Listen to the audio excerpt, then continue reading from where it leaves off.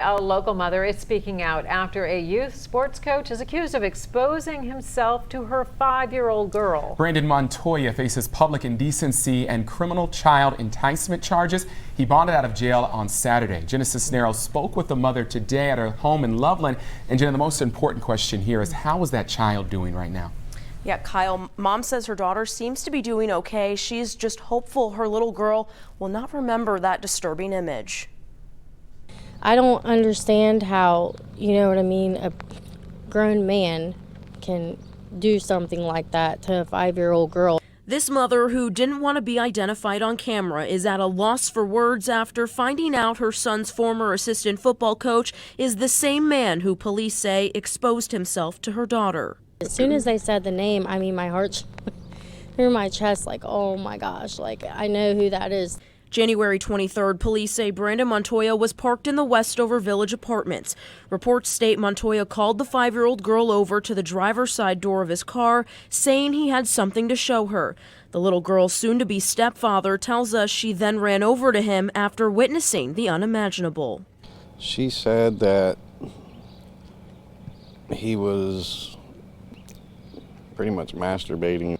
To hear that come out of a 5-year-old's mouth. It's very shocking. I couldn't believe she said that. Court documents go on to say Montoya admitted he was in the parking lot, but told police that he was, quote, eating a cheeseburger. That's a joke. I can't believe that. Why would you come here to eat a cheeseburger? Montoya was a volunteer coach for St. Margaret of York and St. Columban in Loveland as recently as last fall. He did not work for the schools. Just the fact that he's worked at schools, he's worked, you know, he still works as a coach, like, I'm just like flabbergasted, like, oh my gosh. This mother is hopeful by sharing her story. If there are others, they'll come forward. Because I don't want him to be able to do it to someone else. Police say video from a nearby house showed Montoya's car in the area, and it's that car that police say is the common denominator between this case and one that happened in 2016. No arrest was made in that 2016 case. Kyle? Jenna, thank you. And Montoya was a professor at Cincinnati State from 2012 until he resigned in 2018.